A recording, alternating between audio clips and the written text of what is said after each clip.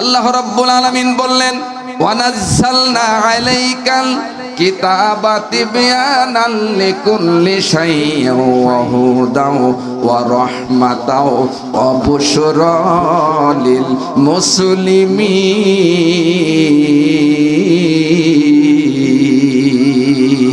একটা হাত উঠাই বলুন আল্লাহু আকবার। তাহলে আসেন, কোরআন এমন একটি অতলান্তিক মহাসাগর যার তলদেশ স্পর্শ করার পৃথিবীর কোন মানুষের ক্ষমতা নাই। এই পৃথিবীতে যত পানি আছে, পৃথিবীর ভিতরে 30 ভাগ স্থল আর 70 ভাগ জলরাশি। পৃথিবীর ভিতরে আল্লাহ রব্বুল আলামিন অসংখ্য জঙ্গল গাছপালা দিয়ে সবুজের সমারোহ করে জাতিকে অক্সিজেনের ব্যবস্থা করে দিয়েছেন। এই পৃথিবীতে যত গাছ আছে, গাছগুলি সব যদি কালি কলম করা হয়, দরিয়ার পানিগুলিন সব যদি কালি করা হয়, এবার আল্লাহ পাকের নামের ব্যাখ্যা লেখা শুরু হবে। একদিন এই পানিগুলি শেষ হয়ে যাবে, গাছগুলি শেষ হয়ে যাবে, আবার আনয়ন করা হবে, আবার শেষ হয়ে যাবে, আবার আনয়ন করা হবে, আবার শেষ হয়ে যাবে।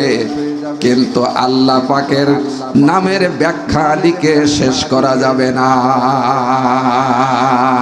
قُلْ لَوْ كَانَ الْبَحْرُ مِدَادًا لِكَلِمَاتِ رَبِّي لَنَفِدَ الْبَحْرُ قَبْلَ أَن تَنفَدَ كَلِمَاتُ رَبِّي وَلَوْ جِئْنَا بِمِثْلِهِ مَدَدًا।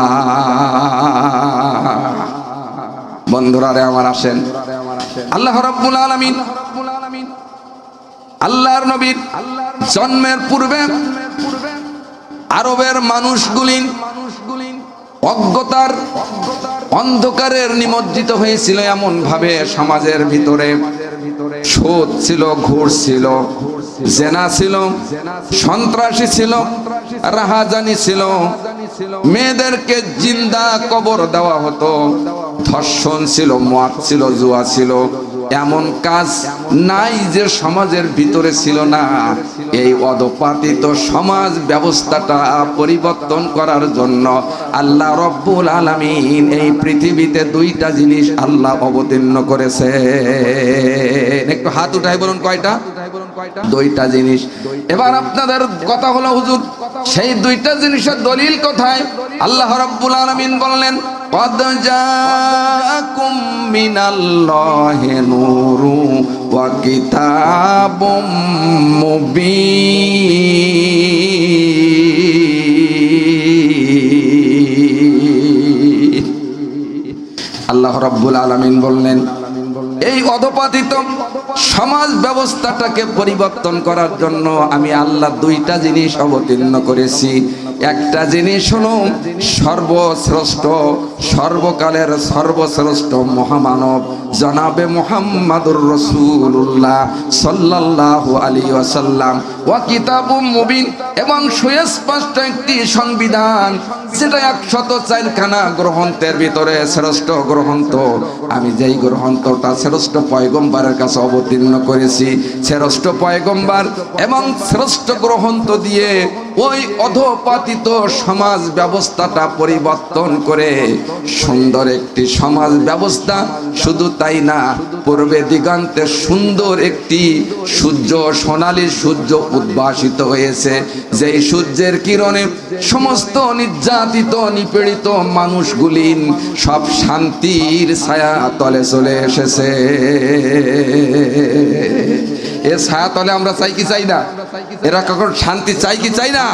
আমার ভাইরা, এরকম শান্তি যদি চান, আসেন, আগামীর সংসদ হবে কোরআনের সংসদ। রাজি আছেন তো ইনশাআল্লাহ?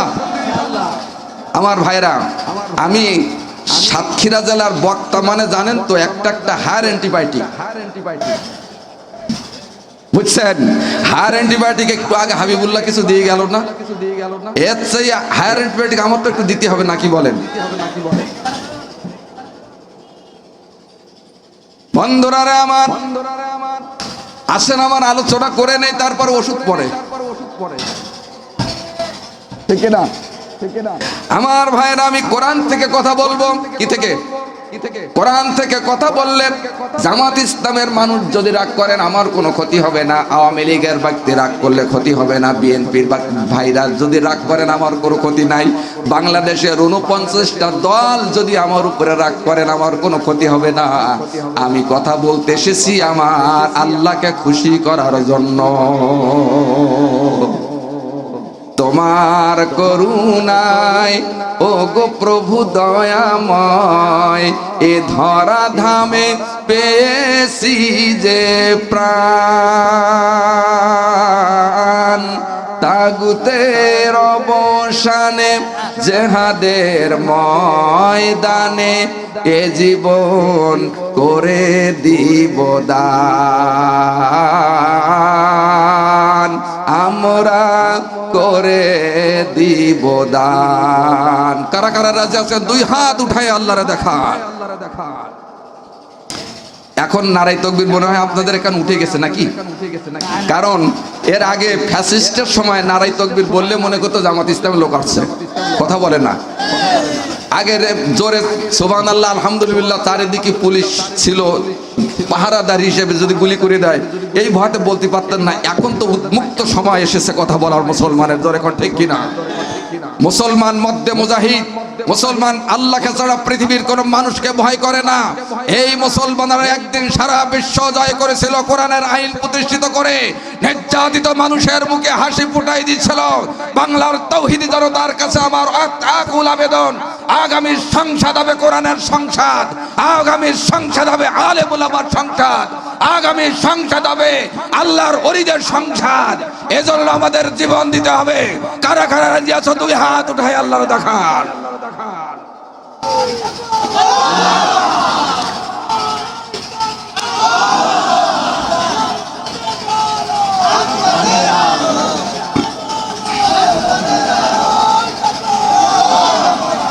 সম্মানিত আমার ভাইরা, আসেন তাহলে আল্লাহর নবী মুহাম্মদ রাসূলুল্লাহ সাল্লাল্লাহু আলাইহি সাল্লামের কাছে যখন কোরআনুল কারীম অবতীর্ণ হয়ে গেল, যখন উনি কোরআনের দাওয়াত দিচ্ছিলেন, ডাইনের মানুষ শত্রু হয়ে গেল, বামের মানুষ শত্রু হলো, সামনের মানুষ শত্রু হলো, পিছনের মানুষ শত্রু হয়ে গেল, আপনজনেরা সব শত্রু হয়ে গেল। হযরতে ফাতিমাতুজ জাহরা রাদিয়াল্লাহু তাআলা আনহা আল্লাহর রাসূলের কাছে বললেন, ইয়া রাসূলুল্লাহি, এখন আপনার এমন একটি সময় ছিল আরবের সমস্ত মানুষগুলো আলামিন বলে আপনাকে বিশ্বাস করত, আপনার কাছে আমানতদারি রাখতেন। ইয়া রাসূলুল্লাহ, এখন কেন এই মানুষগুলো আপনার শত্রু হয়ে গেল? আল্লাহর নবী একটা কথা বলতেন না আল্লাহর হুকুম ছাড়া। বলেন, ওয়ামা ইয়ানতিকু আনিল হাওয়া ইন হুয়া ইল্লা ওয়াহিয়ু ইউহা। একটি কথা আল্লাহ রাসূল সাল্লাল্লাহু আলাইহি ওয়াসাল্লাম বলতেন না আল্লাহর ওহীর নির্দেশ ছাড়া। আমার ভাইয়েরা, আল্লাহ রাব্বুল আলামিন রাসূলকে জানিয়ে দিয়েছেন, ইয়া রাসূলুল্লাহি, এই জন্য মানুষের আপনার শত্রু হয়েছে। ওয়ামা নাকামু মিনহুম ইল্লা আইয়ুমিনু বিল্লাহিল আজিজিল হামিদ।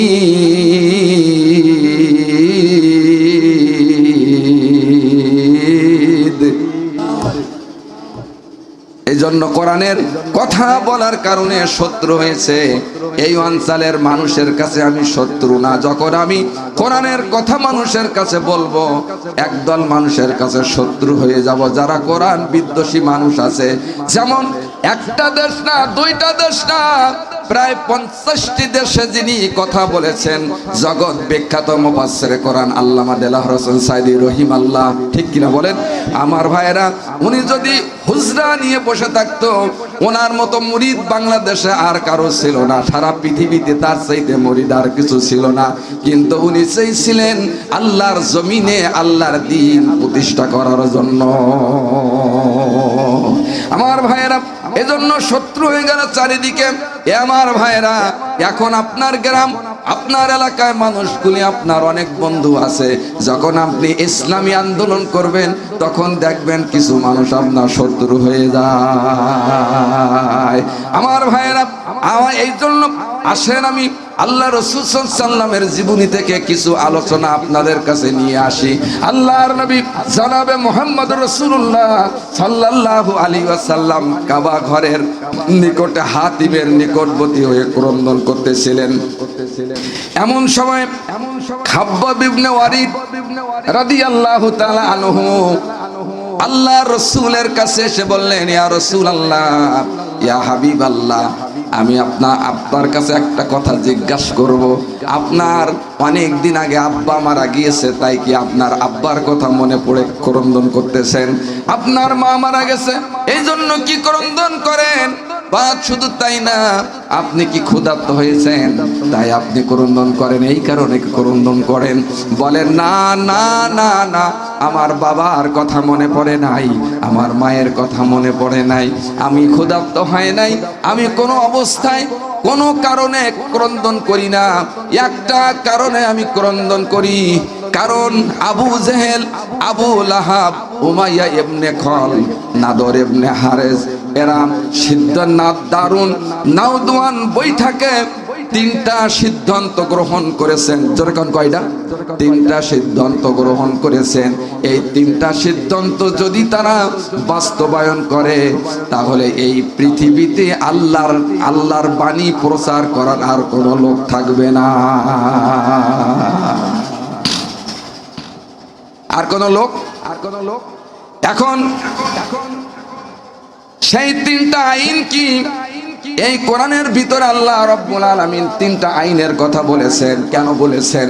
কারণ 500 বছর পরে, 1500 বছর পরে আবু জাহেল থাকবে না, আবু লাহাব থাকবে না, উতবা সাইবা থাকবে না, কিন্তু তাদের উত্তরসূরিরা গোটা পৃথিবীতে বিচরণ করবে। এই তারা ক্ষমতায় বসার পরে সেই তিনটা আইন পাশ করবে। আমি ওই 1500 বছর আগের কথা আর বর্তমান কথার সঙ্গে মিলায়ে ওয়াজ করব। রাজি আছেন তো ইনশাআল্লাহ? আমার ভাইয়েরা আসেন তাহলে। এই অবস্থার মধ্য দিয়ে আল্লাহর নবী জনাবে মুহাম্মদুর রাসূলুল্লাহ সাল্লাল্লাহু তাআলা আলাইহি ওয়াসাল্লাম বললেন, এই তিনটা আইন যদি তারা পাশ করে তাহলে আমাদের আল্লাহর বাণী মানুষের কাছে প্রচার করার আর কোনো লোক থাকবে না। সেই তিনটা আইন কি? আল্লাহ রাব্বুল আলামিন বলেন, ওয়াইদ ইয়ামকুরু বিকাল্লাযীনা কাফারু লিউসবিতুকা আও ইয়াকতুলুকা আও ইখরিজুকা ওয়া ইয়ামকুরুনা ওয়া ইয়ামকুরুল্লাহ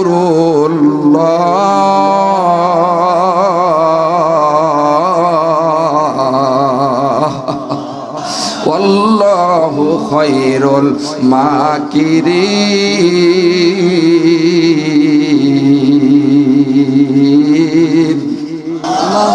বন্ধুরা রে আমার, 1 নম্বর আইন হলো তাকে আমৃত কারাদণ্ডে দণ্ডিত করতে হবে।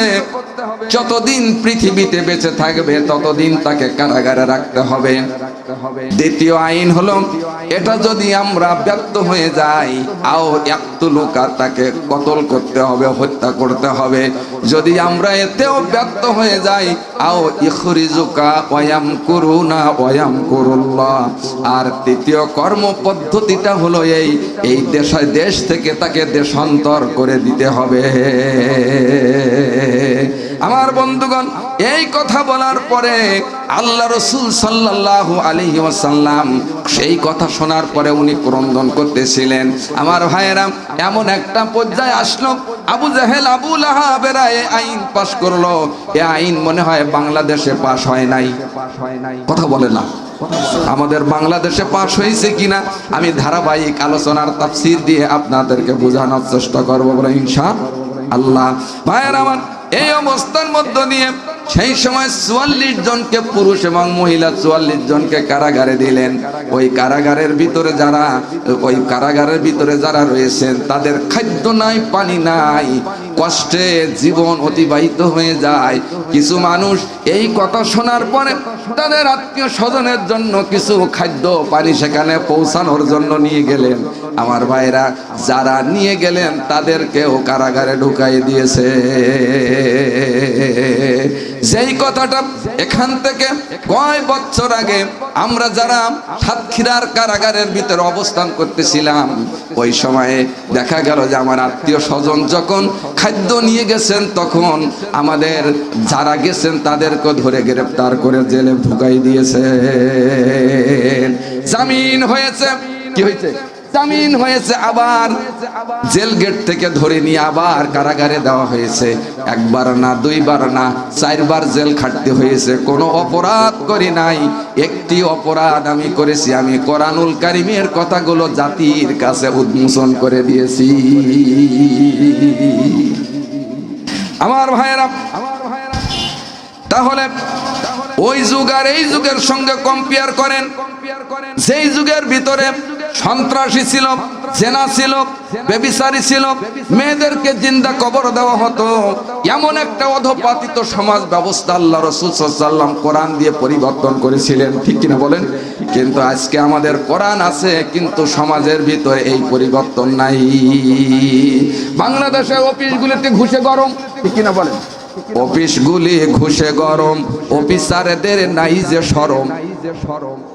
পার্টি দেখলে অফিসারেরা ঘুষের হাত বাড়ায়। গজব কেন রে দুনিয়ায়, হে দোস্ত ভেবে দেখো বসে নিরালায়। গজব কেন রে দুনিয়ায়, শান্তি শান্তি শান্তি আছে রে ভাই। এবং শান্তি আমাদের উকি মারছে। আগামীর সংসদ নির্বাচনে যুদ্ধর প্রয়োজন নাই, আগে যুদ্ধ করে শান্তি প্রতিষ্ঠা করতে হতো। আর এখন হচ্ছে আপনার নির্বাচনে নির্বাচিত ব্যালট দিয়ে মহাযুদ্ধ করে কোরআনের রাজ প্রতিষ্ঠার জন্য আমরা ঐক্যবদ্ধ হয়ে চেষ্টা করব। জোরে কোন ঠিক কিনা?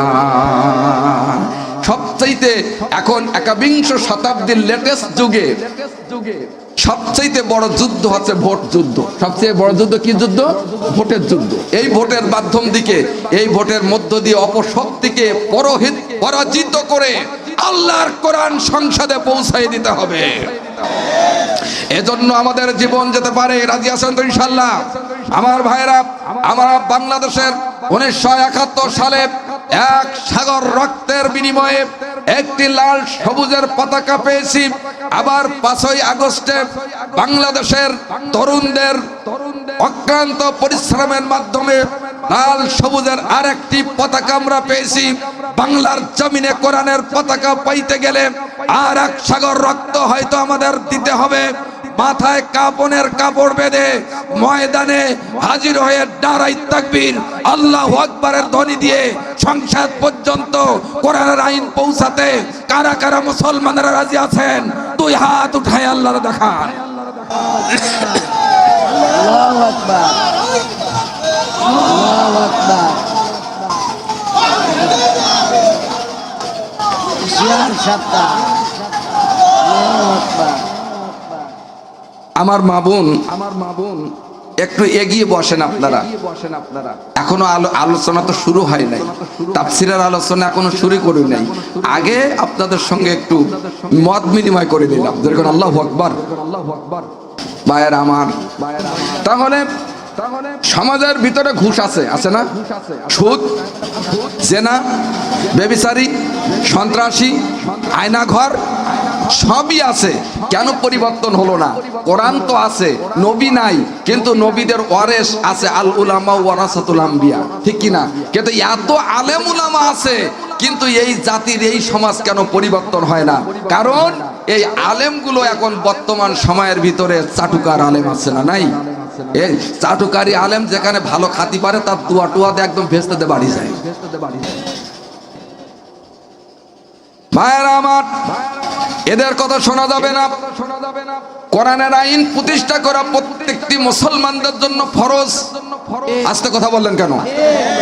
এই আইন প্রতিষ্ঠা করার জন্য আওয়ামী লীগের ভাইদের জন্য ফরজ ছিল, বিএনপির ভাইদের জন্য ফরজ ছিল। জাতীয় পার্টির ভাইদের জন্য ফরজ ছিল এই আইন প্রতিষ্ঠার জন্য বাংলাদেশে যত আউলিয়া কেরাম আছে তাদের উপরে আল্লাহ ফরজ করে দিয়েছে। শুধু তাই না, বাংলাদেশের যত তাওহীদি জনতা আছে আল্লাহ রাব্বুল আলামিন কোরআনের আইন চালানোকে আল্লাহ ফরজ করে দিয়েছে। এখন যদি আপনি এই আইন না চালান তাহলে কোরআন কি বলে শোনেন, وَمَن يَبْتَغِ غَيْرَ الْإِسْلَامِ دِينًا فَلَن يُقْبَلَ مِنْهُ وَهُوَ فِي الْآخِرَةِ مِنَ الْخَاسِرِينَ।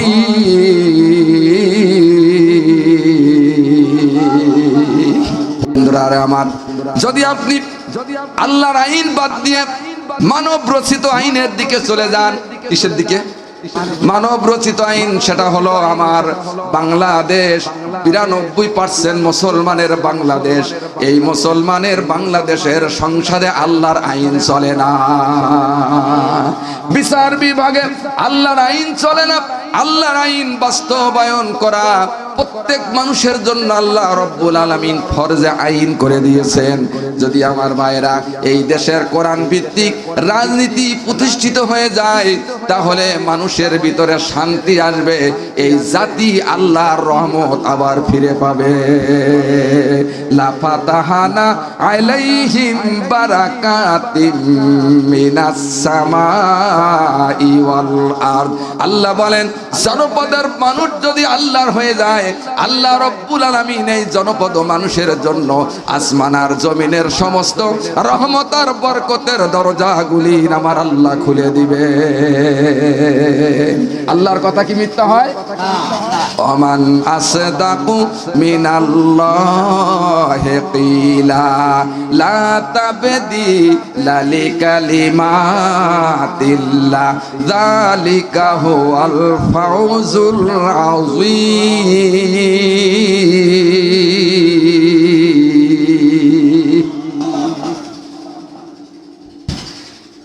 এত আশা ভালোবাসা সবই যে মিশে, ওরে কোন দিন জানো আয়সা পড়ে, কোন দিন জানো আয়সা পড়ে আজরাইল হাতের চিঠি। ওই যে দেখো তাকিতেছে তোমার কবরের মাটি। ঠিক ভাই, কবরের কোনো মানুষ, কোনো বন্ধু, কোনো নেতা কবরে যাবে না। যার কবরের যিনি থাকবেন তিনি হচ্ছেন মহান আল্লাহ রাব্বুল আলামিন, আর একজন যিনি থাকবেন তিনি হচ্ছেন মুহাম্মাদুর রাসূলুল্লাহ।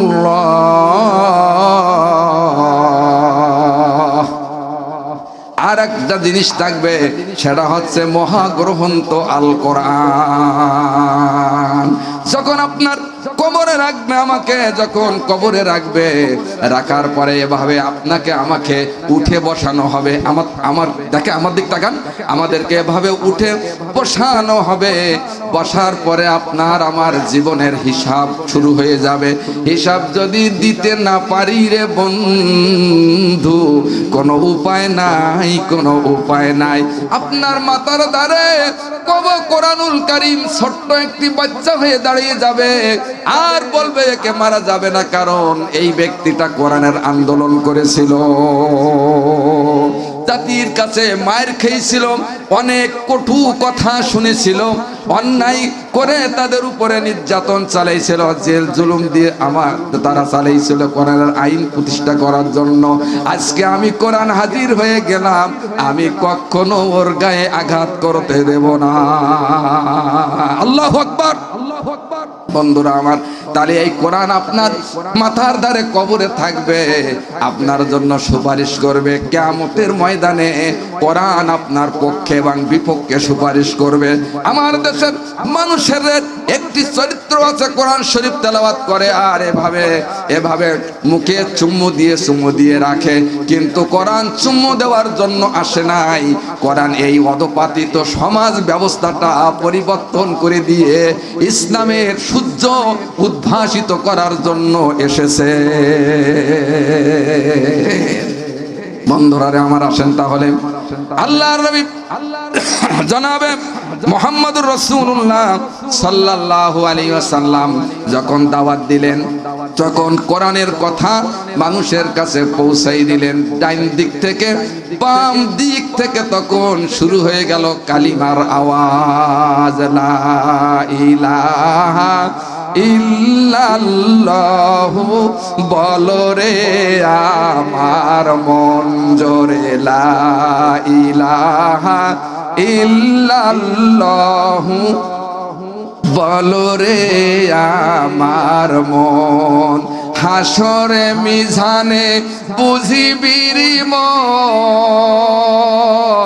হাসরে মিজানে বুঝিবির মন, তাওহীদি কালিমার তুই গুণ, লা ইলাহা ইল্লাল্লাহু বলো রে মুমিন গঞ্জরে, লা ইল্লাল্লাহু পড়ো একসাথে। আল্লাহু আকবার। ভাইরা আমার আসেন, আল্লাহর নবী দাওয়াত যখন দিতেছিলেন, আবু জাহেল, উমাইয়া ইবনে খালদ, নাদর ইবনে হারেস, এনারা মক্কার নিকটবর্তী হয়ে সমস্ত কুরাইশদেরকে ডাকলেন। ডাকার পরে বলতেছেন যে দেখো, মুহাম্মাদের বিরুদ্ধে আমরা যত কথা বলি এর কোনো দলিল নাই, আমরা তার পাগল বলি, তাকে মাজনুন বলি, জাদুকর বলি, কিন্তু কোনো দলিল আমাদের নাই। হাজার হাজার মানুষ তার সোহবাতে উপস্থিত হয়ে ইসলাম গ্রহণ করে নিজেদেরকে ধন্য করছে। একদিন আমাদের এই ধর্ম আমাদের এই কুরাইশদের কাছে থাকবে না। লিযুহিরাহু আলাদ্দীনি কুল্লিহি ওয়ালাউ কারিহাল মুশরিকুন। আমার ভাইয়েরা, দিন বিজয় হয়ে যাবে, আর বিজয় করবেন কে? আর জোরে কোন, বিজয় করবেন কে? আল্লাহ বিজয় করে দিবেন। আসেন তাহলে আমার সম্মানিত ভাইরা, তারা সমস্ত কুরাইশদেরকে ডেকে বলল, শোনো, তাকে ঘাবড়াতে গেলে আমাদের একটা পরিকল্পনা গ্রহণ করতে হবে।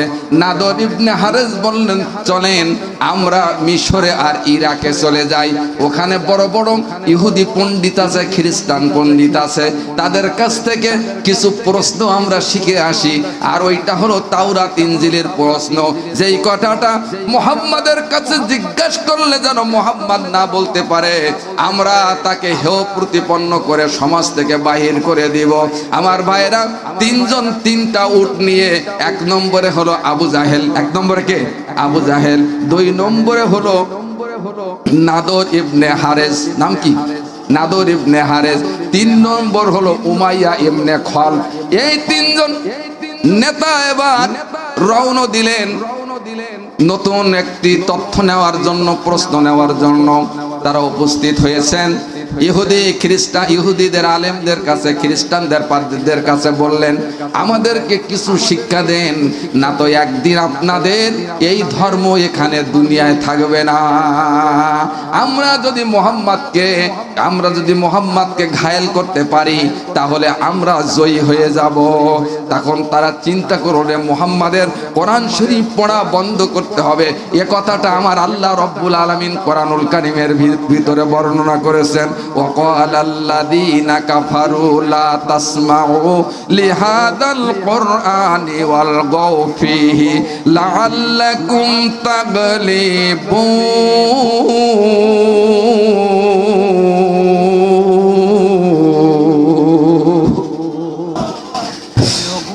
আমার ভাইরা আমার, এজন্য আপনাদের কাছে আমার উদ্যত আহ্বান, এখান থেকে কয় বছর আগে বাংলাদেশের বহু তাফসীর মাহফিলে বাধা দিয়েছিলেন এখান থেকে ফ্যাসিস্টের যে লোকজন ছিল, জোরে কোন ঠিক কিনা আমার ভাইরা? আজকে সেই সব ফ্যাসিস্টের কারণে বাংলার ভূমিতে তাফসীরুল কোরআন মাহফিল যারা বন্ধ করেছে, আর সাথে সাথে চলে এসেছে আল্লাহর চূড়ান্ত গজব। আমার ভাইয়েরা, পৃথিবীতে থেকে রাজা চলে যায়, একা একা পলায়ন করে, আর আমার দেশের রাজা চলে গেছে, তার সঙ্গে তার মন্ত্রী পরিষদও কথা বলে না। এমন নির্যাতন চালাইছে, আল্লাহর চূড়ান্ত গজব তাদের উপরে অবতীর্ণ হয়েছে। বন্ধুরারে আমার, আসেন তাহলে আমি মূল আলোচনার দিকে যাই। এবার তারা উপস্থিত হয়ে বলতেছেন, আমাদেরকে কিছু প্রশ্ন শিখাইয়ে দিন। আমার ভাইয়েরা 1 নম্বর প্রশ্ন শিখাইয়ে দিলেন, আপনারা মুহাম্মদ সাল্লাল্লাহু আলাইহি ওয়াসাল্লামের কাছে যে জিজ্ঞাসা করবেন যে 1 নম্বর প্রশ্ন হলো গুহাবাসীদের সম্পর্কে, আসহাবে কাফ সম্পর্কে জিজ্ঞাসা করবেন, এবং তারা কেন পলায়ন করেছিল এ কথাটা শুনবেন। নিশ্চয়ই তিনি যদি আল্লাহর পয়গম্বর হন, উনি উত্তর দিতে পারবেন, নইলে উত্তর দিতে পারবে না। 2 নম্বরের প্রশ্ন হলো, এমন একজন ব্যক্তির নাম বলেন যিনি বিশ্ব ভ্রমণ করেছেন এবং বিশ্ব পরিচালনা করেছেন।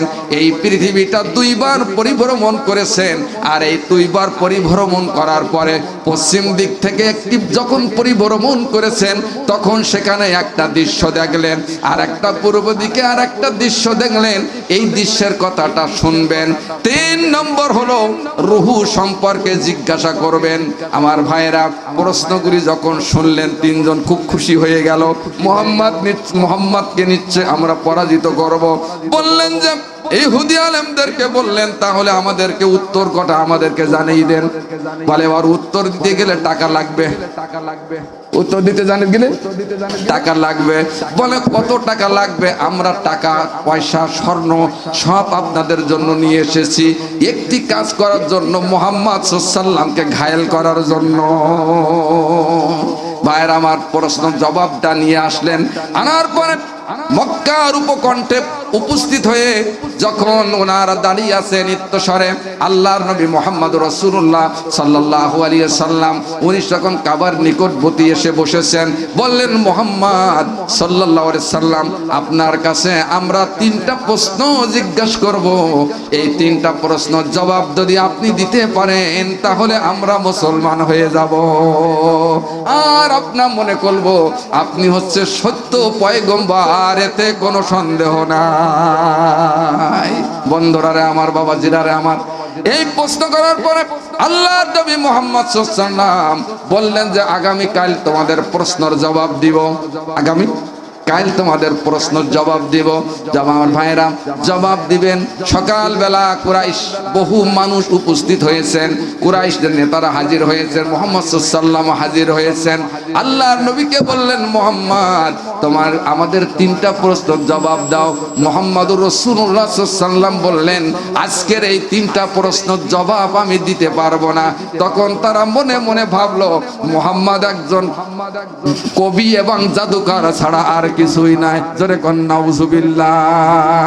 মন চলে যায় বারে বারে সোনার মদিনায়, যেতায় নূর নবী ঘুমায়, যেতায় নূরের রাসূল ঘুমায়, মন চলে যায় বারে বারে সোনার মদিনায়। লিল্লাহে তাকবীর।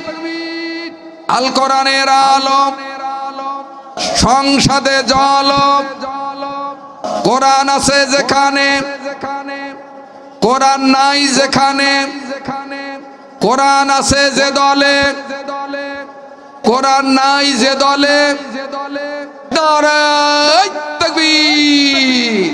রাজি আছেন তো ইনশাআল্লাহ? ফেরেশতা আপনাদের ফটো উঠাই নিয়েছেন, বলেন আল্লাহু আকবার। যে ব্যক্তি কোরআনের পক্ষে নাই, তাই যত বড় শক্তির মানুষ হোক, আমি তার বৃদ্ধাচরণ করব ইনশাআল্লাহ। বন্ধুরা আমার, জেল খেটেছি, জুলুম সহ্য করেছি, কিন্তু ইসলামী আন্দোলন থেকে 1 চুল পর্যন্ত সরে দেয় নাই।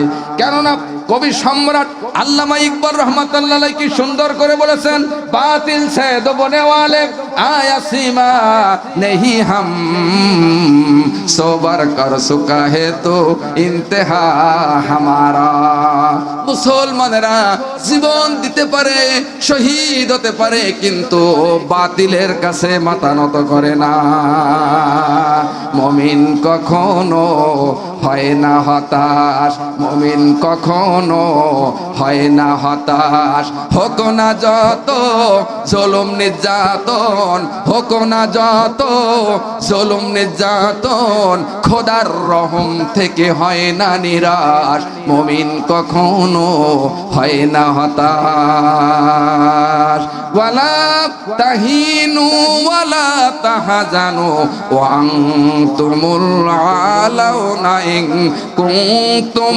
মুমিনিন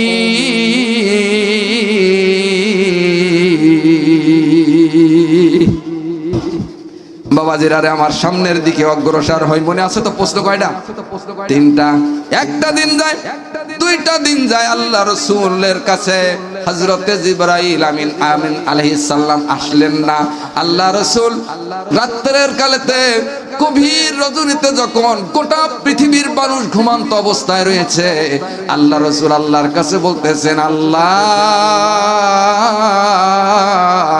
যদি এই প্রশ্নের জবাব না দিতে পারে কাফেরেরা আমাকে হেয় প্রতিপন্ন করবে ইসলাম থেকে মানুষ দূরে সরে যাবে আমাকে নবী বলে মানবে না আল্লাহ রাব্বুল আলামিন সূরাতুদ দুহা অবতীর্ণ করে আল্লাহর রাসূলের অন্তরের বক্ষের ভিতরে আল্লাহ প্রশস্ত করে দিয়েছেন একটু হাত উঠাই বলুন আল্লাহু আকবার ভাইরা আমার সূরা দুহার কয়েকটি দুইটা তিনটা শানে নজুল আছে তার ভিতরে একটা কারণে ওহী আসে নাই সেটা কারণ আল্লাহ রাসূল এক সময় আঙুলে ব্যথা প্রাপ্ত হয়েছিল এই কারণে আর একটা কারণ হলো উনি ওই আবু জেহেল উমাইয়া ইবনে খালদ নাদর ইবনে হারেজের প্রশ্ন জবাব দেওয়ার কথা বলে ইনশাআল্লাহ কথা বলে নাই এই জন্য মুসলমানের দায়িত্ব হলো যে কাজ বলবে এটা বলে ইনশাআল্লাহ জান ভাত খাতে যাই কি ইনশাআল্লাহ বলে দিই যেখানে ইনশাআল্লাহ সেখানে মানে আল্লাহ আপনার সঙ্গে থাকবেন প্রশ্ন কয়টা একটু হাত উঠাই বলুন প্রশ্ন কয়টা তিনটা প্রশ্ন শুনতেছেন সবাই অ্যাক্টিভ আলহামদুলিল্লাহ সবাই অ্যাক্টিভ আলহামদুলিল্লাহ ভাইরা আমার আসেন তো মানে আল্লাহর নবী মুহাম্মদুর রাসূলুল্লাহ সাল্লাল্লাহু আলাইহি ওয়াসাল্লাম কাফেরদেরকে হাজির হতে বললেন মক্কার উপকণ্ঠে কাবা শরীফের নিকটে হাজির হয়েছে হাজার হাজার কুরাইশেরা এবং তার উত্তরসূরি বংশধরেরা 7টা গোত্রের লোক হাজির মুহাম্মদকে আজকে পরাজিত করব আর তাকে পিটাইয়ে এই দেশ থেকে বাহির করে দিব আমার ভাইয়েরা কোরআন আল্লাহ অবতীর্ণ করেছেন আর এই কোরআন হেফাজতের দায়িত্ব কার আর জোরে কোন কার এক সময় চাইছিল বাংলাদেশে কোরআনের মাহফিল করতে দেওয়া হবে না আল্লাহ চাইছে ওয়ারাফানা লাকা যিকরাক আমি বাংলাদেশের জমিনটাকে উর্বর ভূমি করে দিয়েছি তো হাত উঠাইবেন আল্লাহু আকবার মায়েরা আমার আসেন তাহলে প্রশ্নের জবাব আল্লাহর নবী মুহাম্মদ সাল্লাল্লাহু আলাইহি ওয়াসাল্লাম বললেন এক নম্বর প্রশ্নের জবাবটা আসহাবে কাফ ওই সময় একটা জালেম বাদশা ছিল কয়টা জালেম বাদশা ছিল এই বাদশা এত নির্যাতন করতেন মুসলমানদের সেখানে ইবাদত করতে পারতো না আমার ভাইরা যখন কোন জনপদে আল্লাহ জালেম বাদশা কেন পাঠায় যখন কোন ওই জনপদের মানুষগুলো যখন খোদা দ্রোহী হয়ে যায় আল্লাহ রব্বুল আলামিন কোন গজব না দিয়ে একজন দুইজন জালেম বাদশা দিয়ে তাদেরকে আল্লাহ পাক শাসায়ে দেয় এবার কোরআন কি বলে শোনেন বিসমিল্লাহির রহমানির রহিম ইন্নাল মুলুকা ইদা দাখালু ক্বরয়াতান আফসাদুহা ওয়া জাআলু আইজ্জাতা আহলিহা আদিল্লাতান ওয়া কাযালিকা ইয়াফআলুন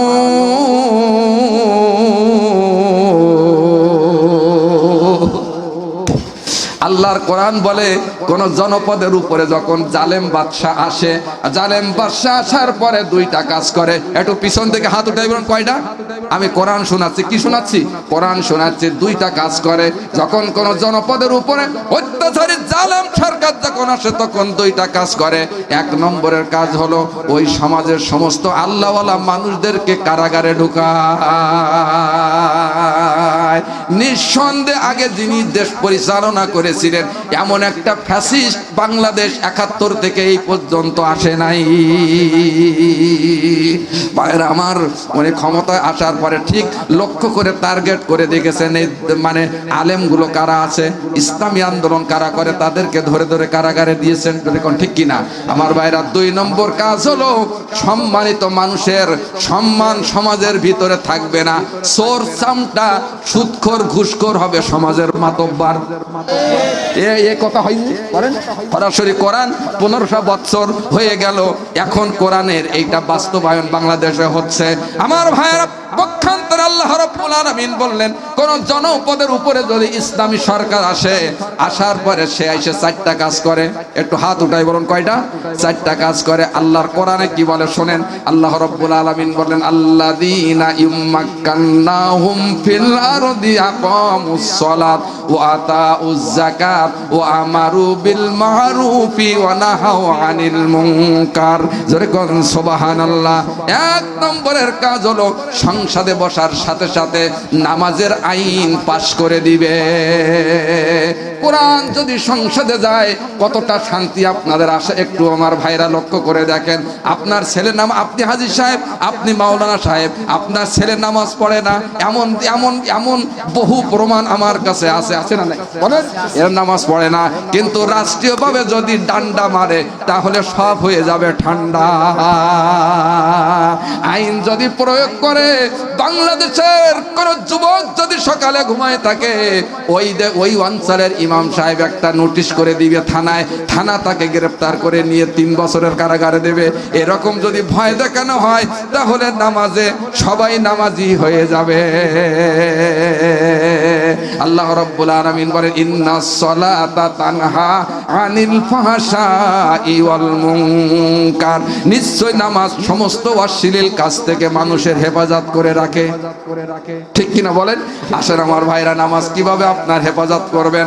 আমার সম্মানিত প্রাণ প্রিয় আগরদারির ভাইরা আমার, আমি আপনাদের কাছে বলে যাই রে বন্ধু, না ইসলামী সরকার যদি আসে, আসার পরে আপনার যদি এই নামাজের বিল পাস হয় তাহলে আপনি বেঁচে গেলেন। কিয়ামতের ময়দানে আল্লাহর দরবারে আপনার জবাবদিহিতা লাগবে না, লাগবে না, লাগবে না, লাগবে না। ২ নম্বরে হলো যখন কোন জনপদের উপরে যখন কোন ইসলামিক সরকার আসে, আসার পরে যাকাতের আইন পাশ করবে। বাংলাদেশে যত টাকা আছে এই টাকা যদি গরিবের ভিতরে বন্টন করে দেওয়া হয় তাহলে এই দেশের কোনো মানুষ কিন্তু গরিব থাকবে না। হযরতে ওমর ইবনে আব্দুল আজিজের সময়ে যাকাতের প্রথা এমন ভাবে চালু করে দিয়েছিলেন যে এই টাকার বস্তা নিয়ে গ্রামগঞ্জে শহরে ঘুরে বেড়াইতো, কিন্তু যাকাত নেওয়ার মানুষ সমাজে ছিল না। বাংলার জমিনে এত টাকা আছে, আমার বাংলাদেশের মৎস্য সম্পদে ভরপুর, প্রাণী সম্পদে ভরপুর, আমার দেশের ভিতরে মানব সম্পদে ভরপুর, আমার ভাইরা খনিজ সম্পদে ভরপুর। একটা জিনিসের অভাব, সেটা হচ্ছে সৎ এবং যোগ্য নেতৃত্বের অভাব। যেটা বাংলাদেশের ক্ষমতায় আসে সেটা আখের গোছায়। আমার দেশের একজনের বাড়ি বিদেশে ২৫০ বাড়ি করেছে, একটা বাড়িটাই লাগে না, কথা বলে না। আমার ভাইয়েরা আসেন তাহলে, যে আসে সে আখের গোছায়, কিন্তু এই দাড়িওয়ালা টুপিওয়ালা মানুষেরকে লক্ষ্য করে দেখেন। বাংলাদেশের 2টা সফল মন্ত্রীর দায়িত্ব পালন করছিলেন, টাকা পয়সা সমস্ত খরচ করার পরে ওইগুলির সরকারের কোষাগারে জমা দিয়েছিলেন। আমার কথা বিশ্বাস না হলে সচিবালয় যারা চাকরি করে তাদের কাছ থেকে আপনার জেনে নিবে। আল্লাহু আকবার, আর জোরে আল্লাহু আকবার। 20 কোটি টাকা 30 কোটি টাকা দিয়ে যারা নমিনেশন আসে ওরা তো 1,000 কোটি টাকা খাবে, কথা বলে না। আর যারা টাকা পয়সা কারোর কাছ থেকে নেয় না, এগুলো গরিবের মাল গরিবের ভিতরে বন্টন করে দিয়ে দিবে। জোরে কোন আল্লাহু আকবার। এখন আপনাদের প্রশ্ন হলো হুজুর, তাহলে আল্লাহ রাব্বুল আলামিন আমাদের ভোটটা তাকে পবিত্র আমানত করে দিয়েছেন, ঠিক কি না? ভোট কি বাবা? পবিত্র আমানত। এইটা 10 টাকায় বিক্রি করবেন না, আপনজনের কাছে ছেড়ে দিবেন না, এটা আল্লাহ আপনার কাছে ফরজ করে দিয়েছেন। এই টাকা, এই ভোটটা দেওয়া হচ্ছে পবিত্র আমানত। আল্লাহ রাব্বুল আলামিন কোরআনুল কারীমের ভিতরে বর্ণনা করেছেন, ইন্নাল্লাহা ইয়ামুরুকুম আন তুআদ্দুল আমানাতি ইলা আহলিহা। জোরে কোন আল্লাহু আকবার। আপনারা এই পবিত্র আমানতটা পবিত্র জায়গায় দিবেন এবং কিভাবে কোথায় দিবেন সে কথাটা আমার আল্লাহ কোরআনে বলে দিয়েছেন। সবাই পড়েন, ওয়াজআলনা লিল মুত্তাকিনা ইমামা। একটু হাত উঠাই কোন আল্লাহু আকবার। আমার ভাইয়েরা, জীবনে বহু ভুল হয়েছে, আর করবেন না। এবার নির্বাচনের দিন আপনারা 2 রাকাত ওযু করবেন, 2 রাকাত নামাজ আদায় করবেন। কয় রাকাত? 2 রাকাত নামাজ আদায় করবেন। 2 রাকাত নামাজ আদায় করে বলবেন, আল্লাহ আমি তোমার রাজি খুশির জন্য, কোরআনের ব্যবস্থা কায়েমের জন্য, ইনসাফের প্রতি কি আমি ভোট দিয়ে দিলাম। আল্লাহ তুমি আমার বিগত গুনাহ মাফ করে দিও। আল্লাহ বলেন, আল্লাহু গফুরুর রহিম।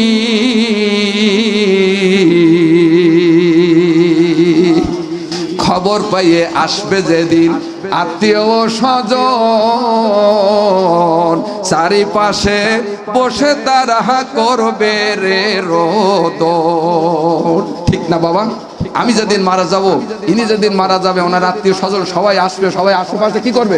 ক্রন্দন করবে। সাজাইবে তোমার মনের মতো, সাজাইবে তোমার মনের মতো, কি সুন্দর পরিপাটি। ওই যে দেখো ডাকিতেছে তোমার কবরের মাটি। ঠিক ভাই? বন্ধুরা আমার আছেন, তাহলে আপনারা মূল আলোচনার দিকে একটু চলে যাই, তারপরে আমার আসল কথা আমি আপনাদের সামনে উত্থাপন করব। বলেন ইনশা আল্লাহ। ভাইরা আমার, 1 নম্বর প্রশ্ন করলে, গুহাবাসী জালেম অত্যাচারী বাদশা, এই বাদশা যখন নির্যাতন করলেন, একদল এই 6 জন আল্লাহওয়ালা মানুষ, যুবক, তারা ইবাদত করার জন্য একটা নির্জন জায়গা বেছে নিল, গুহা। সেটা কি? গুহা। পাশে থাকলো একটা কুকুর। 309 বছর পরে আল্লাহ তাদেরকে একবার জীবিত করেন। সুবহানাল্লাহ। কাল দুপুরবেলা বলবেন, আজকে শুনবেন, কাল দুপুরবেলা বলবেন সুবহানাল্লাহ। আপনার স্ত্রী বলবে, বেলালি ভাইয়ের কথা ওয়াজ শুনে তোমারে মাথা খারাপ হয়ে গেছে নাকি, তোরে তো পাবনায় ভর্তি করে দিতে হবে। আজকে সুবহানাল্লাহ না বলি কালকে এটা বলে দেবেন, ঠিক আছে তো ইনশাআল্লাহ? বন্ধুরা আমার কথা বুঝতেছেন সবাই? বন্ধুরা আমার আসেন, তাহলে শর্ট সংক্ষিপ্ত আকারে যাই, কারণ আমার হায়াত শেষ। আমার কি হায়াত শেষ। আপনার মনে করতে হুজুর বোধহয় মারা যাবে, আসলে না, আমার যেটা নির্ধারিত সময় করে দিয়েছে ওইটা শেষ হয়ে যাচ্ছে আর কি। বন্ধুরা আমার আসেন, তাহলে 1 নম্বর কথা হলো, ওই যে তারা 309 বছর পরে একবার জীবিত হয়। আল্লাহ সূরা কাফ অবতীর্ণ করে প্রশ্ন জবাব দিয়েছেন। যখন আল্লাহু আকবার। আমার ভাইরা, 309 বছর পরে একজন, ওই 3 জন ঘুমির থেকে উঠে বড় ক্ষুধার্ত হয়েছে, বাজারে যেয়ে মালামাল নেওয়ার পরে যখন ওই টাকাটা দিয়েছে, তখন চিন্তা করে দেখলো এ তো আজকের টাকা না। এই এরা কোথা থেকে আসে? লোকজন তাকে সব ঘিরে ফেলেছে। বন্ধুরা আমার আসেন, আমি সংক্ষেপে আলোচনাটা করে দিয়ে দেই, না তো আলোচনা যদি আমি না করে দেই, এই অঞ্চলের মানুষ গালি দিতে বাড়ি যাবে। বলে রসুলের কাছে 3টা প্রশ্নের জবাব কিভাবে দিয়েছেন। আমার ভাইয়েরা আসেন, আল্লাহর নবী জনাবে মুহাম্মদ রাসূলুল্লাহ সাল্লাল্লাহু আলাইহি ওয়াসাল্লাম এই প্রশ্নের জবাব দেওয়ার পরে বললেন যে, মুহাম্মদ তুমি প্রথম প্রশ্ন সঠিক বলেছো, দ্বিতীয় প্রশ্নের জবাবটা দাও। আল্লাহর রাসূল সাল্লাল্লাহু আলাইহি সাল্লাম কিভাবে দিলেন? পড়েন, নাহানু নাকুসু আলাইকা আহসানাল কসাসি বিমা আওহাইনা ইলাইকা হাদাল কোরআন। একটু হাত উঠাই কোন আল্লাহু আকবার। শত যত ঘটনা কাহিনী আল্লাহ রাব্বুল আলামিন কোরআনুল কারীমের ভিতরে অবতীর্ণ করেছেন। বন্ধুরা আমার, বাবাজিরা আমার, আসেন তাহলে আমরা সামনের দিকে যাই। দিগ্বিজয়ী বাদশা কি ছিলেন? এই দিগ্বিজয়ী বাদশা ছিলেন বাদশা জুলকারনাইন। পরিচালনা করার জন্য আল্লাহ দুইজন জালেমের কাছে আল্লাহ ক্ষমতা দিয়েছিলেন, আর দুইজন আল্লাহ প্রেমিকের হাতে ক্ষমতা দিয়েছিলেন।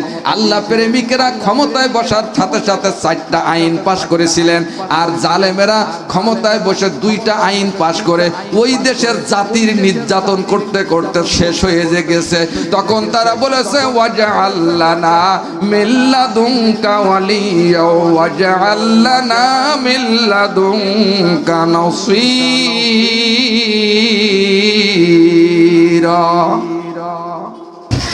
আপনারা কি দোয়া করেননি, আল্লাহ এই জনপদ থেকে এই জালেমকে শেষ করে দাও? ঠিক কিনা বলেন আমার ভাইরা? আসেন তাহলে, বাদশা জুলকারনাইনকে আল্লাহ একটা ঘোড়া দিয়েছিলেন। এই ঘোড়াটা এক একটা লাফ মারার সাথে সাথে 12,000 মাইলের রাস্তা চলে যেতেন। কয় হাজার? 12,000। এই গোটা পৃথিবীটা 2 বার পরিভ্রমণ করেছিলেন। আমার ভাইয়েরা এক জনপদে যেয়ে গিয়ে দেখলেন, পশ্চিম দিকে উপস্থিত হয়ে দেখলেন সেখানের মানুষগুলো ওই সূর্যর পূজা করে। তিনি জিজ্ঞাসা করলেন, আপনারা সূর্যের পূজা করেন কেন? বলে এই জন্য সূর্যের পূজা করি, কারণ এই বর্ষায় সূর্যটা যখন ডুবিত হয় তখন পানি উত্তপ্ত হয়ে যায়, তার থেকে মাছ মারা যায়, আমাদের কিনারায় আসে, আমরা গ্রহণ করি।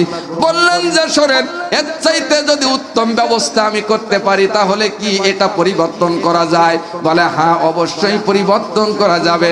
বলতেছেন যে আপনাদের জন্য কয়েক বিঘা করে জমি আমি দেব, পুকুর কেটে দেব, বাড়ি তৈরি করে দেব, 2টা হাল চাষের গরু দেব, আপনারা চাষাবাদ করবেন, সুন্দর ফসল উৎপাদন করবেন, গ্রহণ করবেন। কিন্তু আপনাদের শর্ত হলো লা ইলাহা ইল্লাল্লাহু, এই কালিমাটা আপনাদেরকে পড়তে হবে। সবাই বলল আমরা রাজি আছি।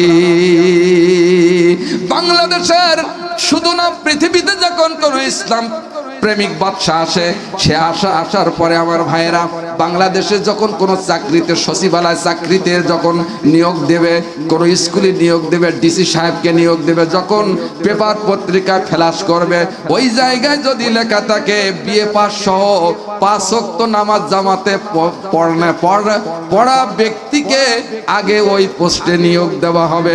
দেখবেন বাংলাদেশের শিক্ষিত ছেলেরা একযোগে সব নামাজি হয়ে যাবে। ঠিক না বাবা বলেন? বন্ধুরা আমার, আসেন তাহলে, যদি এই সরকার যদি পরিবর্তন না করা যায়, আমাদের আগামী দিনের যেই নির্যাতন আসবে, এই নির্যাতন সহ্য করার ক্ষমতা আমাদের থাকবে না। ওগো নবীজি, তোমার ওই প্রেম সাগরে সাঁতার দিয়েছি, বলো না ওগো নবীজি, তোমার ওই প্রেম সাগরে সাঁতার দিয়েছি। আল্লাহর নামের রশি ধরে উঠলেন আপনি 7 আসমানে, আল্লাহ তোমার প্রেমিক হয়ে, আল্লাহ তোমার প্রেমিক হয়ে হলেন দেওয়ানা। ওগো নবীজি, তোমার ওই প্রেম সাগরে সাঁতার দিয়েছি, বলো না ওগো নবীজি, তোমার ওই প্রেম সাগরে সাঁতার দিয়েছি। রাজি আছেন তো ইনশাআল্লাহ? বন্ধুরা আমার, 2 নম্বর হলো, একদল মানুষের নিকটবর্তী হলেন, যাওয়ার পরে দেখলেন তারা লেখাপড়া জানে না, কিন্তু তার কাছে বলতেছেন আপনি তো দিগ্বিজয়ী বাদশা, গোটা পৃথিবীর দায়িত্ব আপনাকে দিয়েছেন, আপনি একটা কাজ করেন, এই ইয়াজুজ মাজুজরা আমাদের বিরাট ফসলের ক্ষতি করে, আমাদের উপরে নির্যাতন করে। 3 দিকে পাহাড় ছিল, আরেক দিয়ে পাহাড়, আর আরেক দিক দিয়ে আমার বাদশা জুলকারনাইন। এখানে প্রথম হলো আপনার লোহ দিয়ে, তারপর তামা গালিয়ে এমন করে প্রস্তুত করে দিয়েছেন, কিয়ামত পর্যন্ত তারা আর তাদের ক্ষতি করতে পারবে না। বললেন তাহলে 3 নম্বর প্রশ্নের জবাব আপনি দেন। আল্লাহ রাসূলের কাছে বললেন, ওয়ায়াসআলুনাকা আনির রূহ কুলির রূহু মিন আমরি রাব্বি ওয়া মা উতিতুম মিনাল ইলমি ইল্লা কালিলা। একটু হাত উঠাই বলেন আল্লাহু আকবার। ভাইরা আমার, বলতেছেন যে রূহটা হচ্ছে আমার আল্লাহর নির্দেশ। প্রাণ পাখি চলে যাবে পিঞ্জিরা ছিঁড়ে, ধরা ধামে সবই রবে, তুমি যাবে চলে। বন্ধু ও বান্ধব যত, আত্মীয় স্বজন তত, সবই হবে তোমার পর। রে মন আমার কেন বাঁধো দালান ঘর। বন্ধুরা আমার পরিশেষে আপনাদেরকে জানাই, এই কথাটা যখন বলেছিলেন রুহুটা হলো আল্লাহর নির্দেশ, তখন তারা হাসতে হাসতে বলে গেলেন যে মুহাম্মদ একটা পাগল ছাড়া আর কিছু না, তার কথা শোনা যাবে না। জোরে জোরে বলুন নাউজুবিল্লাহ। বন্ধুরা আমার আসেন তাহলে আপনাদের মা বোনদের সম্পর্কে কিছু কথা বলার দরকার, কেননা তারা ছিল এই দেশের সরকার। কথা বলে দাও, দস্তা সে বস্তা ভারী। আমার বাংলাদেশের কিছু নারী, তাদের সম্পর্কে কি আমি বেলালী সাহেব কিছু না বলে পারি? সম অধিকার পেয়ে নারীরা রাস্তায় নেমেছে, সরাসরিয়াত বাদ দিয়ে ঢং সাজেছে, সরাসরিয়াত বাদ দিয়ে ঢং সাজেছে। সম অধিকার পেয়ে নারীরা রাস্তায় নেমেছে।